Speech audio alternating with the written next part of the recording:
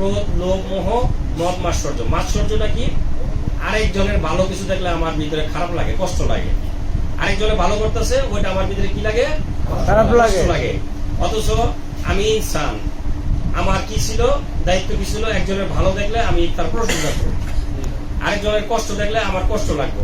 কিন্তু আমার হইতেছে কি উল্টা, আরেকজনের ভালো দেখলে আমার হিংসা লাগতেছে, আরেকজনের ভালো দেখলে আমার হিংসা লাগতেছে, আরেকজনের কষ্ট দেখলে আমার আনন্দ লাগতেছে। উল্টা হয়েছে না? কারণ কি? ওই কাজটা কার? শয়তানের। শয়তানি শক্তি। তাহলে এই শয়তানি শক্তি আমার চিনতে হবে, জানতে হবে। কথায় কথায় মিথ্যা বলি, পরকে ঠকাই, এই সমস্ত গুণ হচ্ছে তার, শয়তানের শক্তি। এই জন্য আল্লাহ পাক হাদিসে আমাদের বলছে, আর শয়তানু জাসিমুন আলা কলবি ইবনে আদম। আদম সন্তানের দিলে বাস করে শয়তান। এই শয়তানকে ভাগাতে হবে। এই শয়তানকে ভাগাতে হলে কি করতে হবে? আল্লাহর ওলির বর্তমান জামানায়, বেলায়েতি জামানায় একজন ওলি, একজন কামেল মুর্শিদের শরণাপন্ন হতে হবে। আমাদের যখন জাহিরি ভাবে জ্বর, ঠান্ডা, কাশ, অসুখ বিসুখ হয়, আমরা কার কাছে যাই? একজন ডাক্তারের কাছে যাই না? উনি সে জাহিরি ডাক্তার। ওই ডাক্তারের কাছে গেলাম, আমার জ্বর মাপলো, অসুখ বিসুখ দেখলো, ওষুধ দিল। আমি যদি ওষুধ বাসায় নিয়ে ফিরে দিই, কি হবে? কাজ হবে না। কাজ হবে? রোগ সারবো? 7 দিন পরে রোগ আরো বাইরে যাবো, কারণ আমি ওষুধটা খাই নাই। ওইটা হচ্ছে জাহিরি ডাক্তার। আর আল্লাহর ওলিরা হচ্ছে বাতিনি ডাক্তার। কি ডাক্তার? বাতিনি ডাক্তার। আমার ভিতরে যে এই যে রিপুগুলা, আমাকে আমার যে ইনসানি মুকাম সে নষ্ট করে ফেলাইছে। এই যে দোয়া করি, রব্বানা যালামনা আনফুসানা ওয়া ইল্লাম তাগফির লানা ওয়া তারহামনা লানাকুনান্না মিনাল খাসিরিন। কার দোয়া? কে বলছিল এই দোয়াটা? হযরত আদম আলাইহিস সালাম। হযরত আদম আলাইহিস সালাম এই দোয়া করেছিল, রব্বানা, হে প্রভু, জালামনা, জুলুম করেছি, আনফুসানা, নফসের সাথে। কার সাথে? নফসের সাথে। দোয়া খালি পড়লে হবে না, দোয়া বুঝতে হবে দোয়া কি। রব্বানা, হে প্রভু, জালামনা, জুলুম করেছি, আনফুসানা, আমার নফসের সাথে, ওয়া ইল্লাম তাগফির লানা, তুমি যদি ক্ষমা না করো, তাহলে আমি ক্ষতিগ্রস্তদের মধ্যে অন্তর্ভুক্ত হয়ে যাব। তাহলে এই যে দোয়া পাঠ করি, রব্বানা যালামনা আনফুসানা ওয়া ইল্লাম তাগফির লানা ওয়া তারহামনা লানাকুনান্না মিনাল খাসিরিন। কি বলতাছি? আমি আমার নফসের সাথে জুলুম করেছি। নফসের সাথে কিভাবে জুলুম করেছে আদম আলাইহিস সালাম জানেন আপনারা? আদমকে কি বলেছিল? এই বেহেশতের মধ্যে যা কিছু আছে সমস্ত কিছু ভক্ষণ করো, সমস্ত কিছু খাও, কিন্তু ওই গন্ধন গাছের নিকটে যাও না। যদি যাও, তোমাদেরকে বেহেশত থেকে বের করে দেওয়া হবে। এই যে শয়তানের কুমন্ত্রণায় পড়ে শয়তান কি করছে? বিভিন্ন ভেষ ধরা। বেহেশতে কি ছিল? ময়ূর ছিল, সাপ ছিল, তারপরে আদম ছিল, হাওয়া ছিল। এই যে শক্তিগুলা, এই শক্তিগুলা চিনতে হবে। এই জন্য দেওয়ান বাবু বলছে, আগে আদম হাওয়াকে লাও চিনে। এই আদম হাওয়া যদি না চিনি, এই সাপ কেডা, ময়ূর কেডা, হ্যাঁ, তারপরে আরেকজন ছিল নাকি, সাপ, ময়ূর, আদম, হাওয়া, আরেকটা শক্তি ছিল, ওই যে পাঞ্জাতন, মূলে যে পাঞ্জাতন ছিল, ওইখান থেকে শয়তান কি করছে? ওই সাপের মুখে ভর করে টেস্টে ঢুকছে, ঢুকে আদমরে কি করছে? ওয়াসওয়াসা দিছে। আদমরে বলছে যে ওই গাছ খাইতে মানা করছে কি জন্য জানো? যদি ওই গাছের ফল খাও, তাহলে আর বেহেশত থেকে আল্লাহ তোমার বাইর করতে পারবো না। এই জন্য আল্লাহ নিষেধ করছে যে তুমি যদি আজীবন বেহেশতে থাকো, আল্লাহ এটা চায় না। মা হাওয়া তো কুমন্ত্রণায় পড়ে গেছে, পড়ে যায় কি করছে? আদমরে নিয়ে ফল খাওয়ায় দিছে। আর সাথে সাথে আল্লাহ কি করছে? যে তুমি আমার হুকুম অমান্য করেছ, আজ থেকে বেহেশতে থেকে বেরিয়ে যাও। আল্লাহ বেহেশত থেকে তারা দুনিয়ার জমিনে পাঠাই দিল। ওই যে মানে নফসের সাথে কি করছে? জুলুম করছে, মানে নফসের তাবিদারি করছে, শয়তানের কুমন্ত্রণায় পড়ে গেছে। এই শয়তানের কুমন্ত্রণা আমাদের মধ্যে আছে না? এখন এই কুমন্ত্রণা যদি দূর করতে না পারি, তরিকা নিয়ে কোনো লাভ হবে না।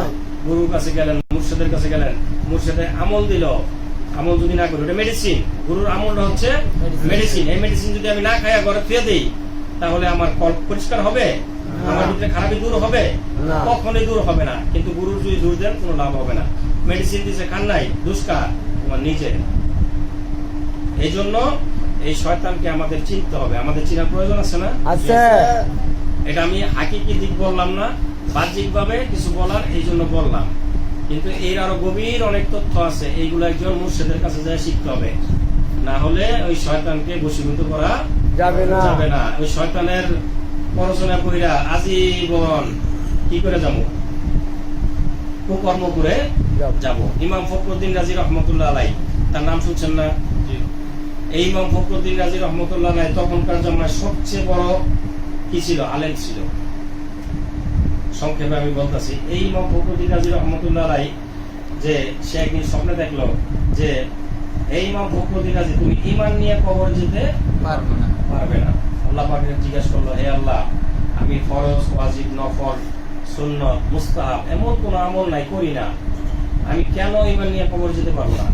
বললো যে তুমি কোরআন মানো, কোরআনের 66 আয়াত মানছো, কিন্তু একটা আয়াত এখনো তোমার জীবনে বাস্তবায়ন করো নাই। কি করো নাই? বাস্তবায়ন করো নাই। কোনটা?